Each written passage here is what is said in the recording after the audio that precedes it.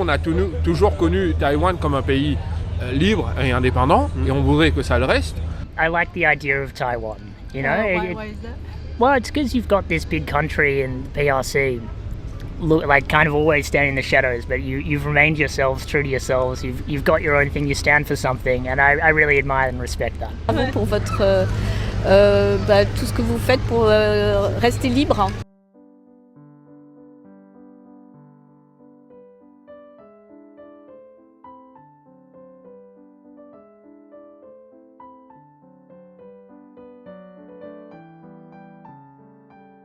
C'était sur la visite du président américain à Taïwan et sur les tensions que ça pouvait engager avec la Chine. Ça a été relayé par les médias français et puis donc j'ai entendu qu'il y avait de grandes tensions là, que la Chine était menaçante par rapport à Taïwan. Donc ça a l'air d'être très dangereux dans cette partie du monde s'il y avait vraiment ces intentions-là. Moi j'ai entendu qu'il y avait des militaires de la Chine qui avaient fait voler des avions militaires au-dessus de Taïwan, je pense pour leur montrer qu'ils étaient là en fait, mettre la pression.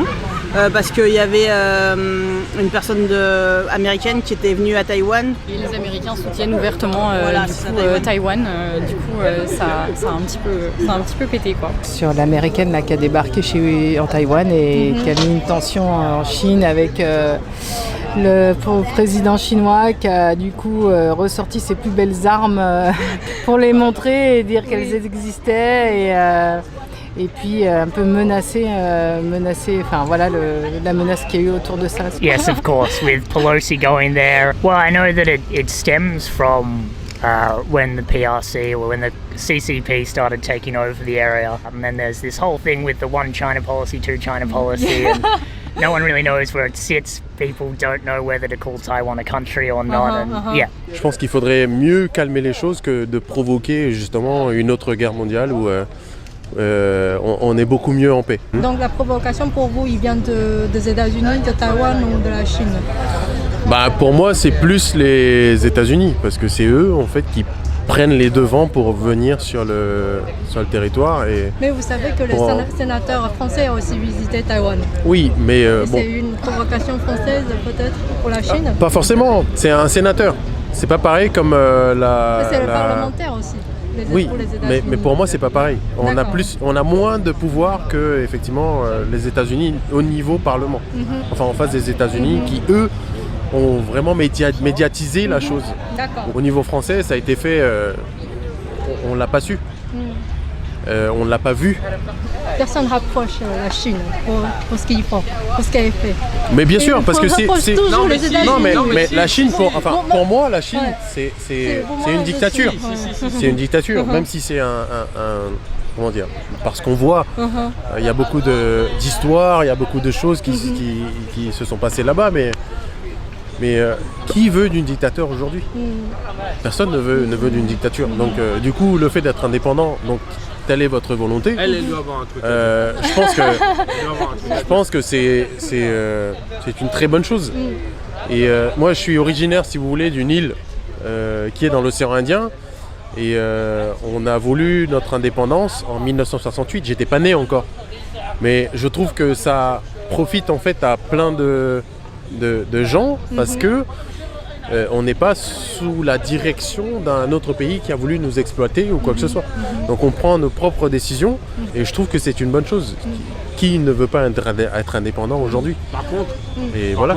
Pour condamner publiquement la Chine, c'est encore une autre histoire, c'est ce que je disais. Ouais. C'est franchement ce qui se passe, on peut condamner la Russie parce qu'on voit l'agression.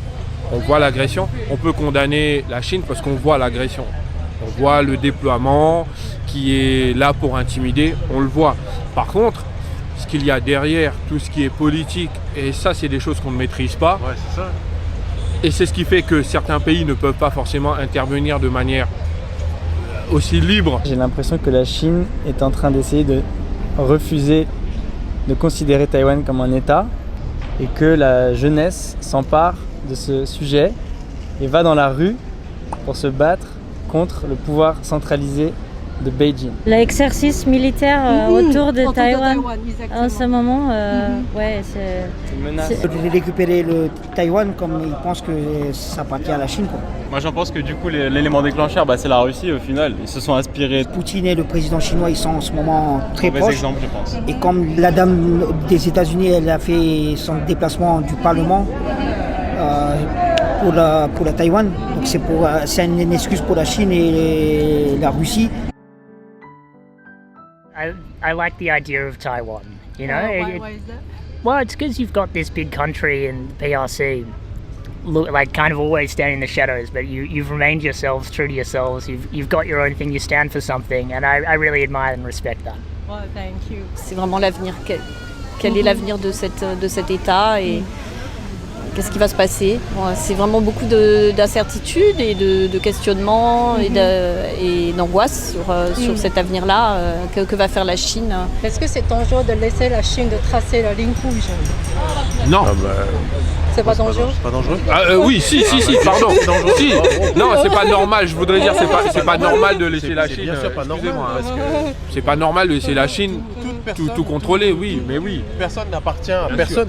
Donc chacun est libre de faire ses choix, chacun est libre de son propre corps et il ne devrait pas en fait y avoir une personne qui décide pour les gens pour les gens pour les gens pour les habitants quoi. Et pour moi c'est quelque chose de très dangereux. Et surtout les États-Unis qui viennent contrebalancer les choses comme dans tous les cas. Israël, la Palestine, la Syrie, etc. Je ne cesserai de le dire, j'ai pas peur de le dire. Afghanistan, etc. Avec leurs accords et tout ce qu'ils disent, qui font que la situation actuelle est plus compliquée que prévu. Aujourd'hui, les étaux se resserrent, quoi. Avec cette histoire de Poutine, là, on sent que tout monte en tension. On sent que toutes ces petites choses de façade prennent de l'ampleur. Je suis contre la guerre, moi, quand j'ai vu ça là, récemment. J'ai trouvé ça déjà un peu stupide, mais parce que nous, on vit dans autre chose. Enfin, quand tu vois que le bonhomme il sort toutes les armes, ça fait tourner les avions autour de Taïwan, c'est un côté un peu, je vais te montrer que j'ai la plus grosse, quoi. C'est un peu idiot. Depuis 6 mois, on en parle beaucoup plus. En tout cas, moi, j'en entends beaucoup plus parler. Parce que depuis que l'Ukraine a été envahie par la Russie, les gens ont peur que ce soit un prétexte pour Xi Jinping de se dire en fait on peut le faire. Et nous on peut aussi envahir Taïwan parce qu'ils ont eu les mêmes envies et de se dire en fait les Américains ils font rien, les Français ils font rien, on peut y aller. La démocratie aussi. Pour moi c'est le cinéaste Edward Young. J'étais avec des amis de longue date qu'on a travaillé ensemble à l'école. Ses parents étaient originaires de Taïwan. D'accord. Qui sont installés dans mon pays. Je viens d'un pays très loin, Madagascar. Madagascar, d'accord. Ouais. Je suis resté 2 semaines, c'était super, je me suis bien... Parce que comme je vous ai dit, j'avais quelqu'un qui parlait la langue, donc... J'ai bien profité. Voilà. 15 jours, je me suis bien régalé. Franchement, j'ai eu des belles connaissances. J'ai acquis plein de choses que je n'avais pas acquis en Chine. Ça va là-bas? Ça va, mais bon, après, c'est 2 mondes différents, le Taïwan et la Chine. Sans la Chine, le monde ne pourra pas avancer, et sans la Taïwan, parce que ces derniers temps que j'ai su que la Taïwan nous fournissait beaucoup de matériaux informatiques, toutes les plaques informatiques, tout ça, tout ce qui était micro, ça venait de Taïwan. C'est là que moi j'avais toujours dans la tête que c'était la Chine. Et quand j'ai appris que la majorité c'était du Taïwan, ça va être très dur. Le monde, comment il va fonctionner sans ça? De l'angoisse de cette volonté expansionniste est assez anxiogène pour les Taïwanais et puis aussi pour le reste du monde de toute façon. Puis avec ce qu'on voit en Ukraine et la Russie, on sait que la Chine et la Russie sont quand même assez proches. Donc toutes ces tensions là dans différents coins du monde, ça fait peur. Yeah, absolutely. It's your own country. I mean, if someone wants to go there and Taiwan wants someone to be there, then absolutely.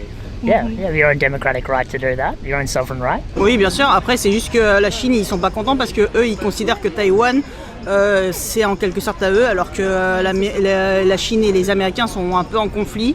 Et les Américains ont ouvertement déclaré qu'ils étaient pour Taïwan. Donc du coup, c'est ce qui fait que la Chine sont un peu énervés. Oui. Nous, on peut le faire en France, donc je vois pas pourquoi est-ce qu'on pourrait pas le faire ailleurs. Oui, c'est un État, donc bien sûr, c'est la liberté de chaque État d'avoir sa propre diplomatie et de recevoir un chef d'État, des délégations parlementaires. Ça fait partie de la liberté, de la souveraineté d'un État. Tout à fait, français, étrangers, américains, anglais, allemands, ils ont leur droit. On n'est pas obligé de passer par des grosses puissances mondiales qui nous bloquent. Bien sûr. Bah oui. Ouais. Il devrait pouvoir recevoir les délégations étrangères s'il y a besoin. Enfin là, il devrait carrément, surtout en ce moment, recevoir le soutien des alliés. Oui. Oui. Il n'y a pas de question sur ça, il n'y a pas de doute. Non. Nous, on a toujours connu Taïwan comme un pays libre et indépendant, et on voudrait que ça le reste. Sauf que on ne sait pas ce qui a été dit auparavant. Yes, absolutely. À vrai dire, Taïwan a été toujours indépendant, a toujours été neutre dans toutes les choses, et aujourd'hui je ne sais pas pourquoi la Chine elle veut faire ça. C'est un complot du président chinois et pour Poutine. C'est un complot pour leur montrer que voilà, on est capable, nous sommes des grandes puissances, on est capable de détruire des petits pays qui sont indépendants, qui travaillent à leur propre compte. Je pense que la Chine s'approprie un peu, ont tendance à penser que Taïwan leur appartient, alors que pas forcément. Je pense qu'ils sont un peu, Taïwan, ils sont un peu libres en fait, non, normalement de base. C'est un État. Ouais, c'est ça, c'est ce que j'allais dire. C'est juste que la Chine. Je pense qu'on est tous d'accord en ce qui concerne l'Ukraine, donc je vois pas pourquoi est-ce qu'on serait pas d'accord. De toute façon, j'ai l'impression que la Chine, comme d'autres pays, ils n'ont pas besoin de grand chose pour déclarer des guerres comme ça. Ils n'ont pas besoin de beaucoup de provocation pour dire allez hop, on envoie nos militaires par là. Oui. Ça veut dire quoi Sovereign state. On a des pressions tous les jours de notre pays qui sont à côté de nous. Avant c'était la Grèce, on a changé notre nom et maintenant c'est la Bulgarie. Ça ne surprend pas, hein. On sait ce que fait la Chine en termes de rééducation quand elle veut soumettre des populations, donc c'est pas une surprise d'entendre ça. C'est choquant mais pas surprenant. La Chine ne se cache pas trop en fait de ce genre de politique. Hein. Donc on est très au courant en France de ce qui se passe par rapport aux Ouïghours. Oui, ça me choque. En fait, je pensais pas qu'on puisse employer ce terme de rééducation librement dans les médias français, sans scrupule. C'est très choquant et ça fait froid dans le dos. Et c'est pas étonnant en fait. Il n'y a rien d'étonnant. Oui, c'est choquant et je pense qu'il faudra se bagarrer. Sincèrement, je pense qu'il ne faut pas se laisser faire. Mais voilà. Mais c'est pas étonnant. Vu la Chine comme elle fonctionne aujourd'hui. Je suis pas pour la guerre. Je suis que pour tout le monde vive en paix dans son pays et soit pas embêté justement par les Chinois ou qu'on leur impose, que les Taïwanais on leur impose une façon de vivre qui est différente de la leur. Je pense qu'on est libre, on est né libre et il faut pas en fait essayer de cloîtrer clôturer les gens dans un système où la plupart des chefs d'État, ils essaient de diviser pour mieux régner. J'espère que ça va pas être le cas et que Taïwan restera un pays indépendant et comme il veut l'être. Voilà. Donc adieu la culture, la langue, le passeport, la monnaie. C'est officiellement chinois en fait, ça. Ok. Donc oui. Est-ce que ça vous choque ? Ah bah bien sûr. Oui. Oui. Bah oui, complètement, oui. Du coup, ça enlèverait toute une culture et tout un pays, donc. C'est une identité en fait. Voilà, c'est ça.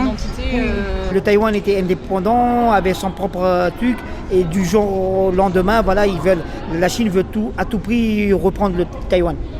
Mais c'est comme l'Ukraine et la Russie. Et comme on a toujours dit que le président chinois et le président ukrainien étaient très proches. Russe qui était très proche.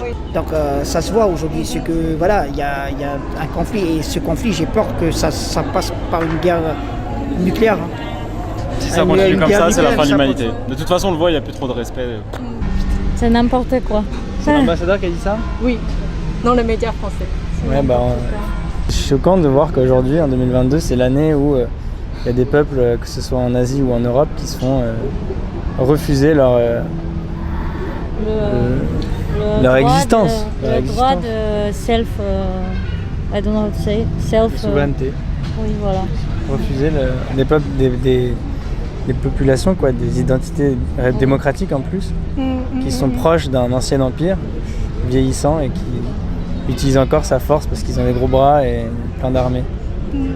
C'est triste. Il y a un conflit ouvert entre Chine et Taïwan. Moi je pense que les Chinois aussi ils ont à soutenir les Taïwanais en fait, parce que je pense qu'ils sont un peu dans la même mélasse. Je reviens là-dessus mais c'est pour juste faire un parallèle. Les Russes ils subissent la guerre autant que, alors peut-être moins violemment, mais en tout cas ils subissent la guerre comme les Ukrainiens. Les frontières sont fermées en Russie aujourd'hui quand même. C'est-à-dire que des gens qui ont des enfants dans d'autres pays ou qui ont un travail tout ça c'est fermé. Il y a quand même une pénurie des biens alimentaires en Russie. Enfin, il se passe des choses quand même aujourd'hui en Russie. Les gens en sont victimes, ils n'ont rien demandé eux. Donc en Chine, demain il y a un conflit ouvert avec Taïwan. Moi je pense que les Chinois aussi vont en pâtir et qu'ils auront intérêt à défendre leurs frères taïwanais. Voilà, moi ça c'est ce que je pense. Mais c'est un peu politique ça. On aime bien la politique. Hi, all the Taiwanese audience. Stay strong. Keep fighting the good fight. Bonjour Taïwan. Bonjour Taïwan. On est avec vous. Ouais. Li Hou.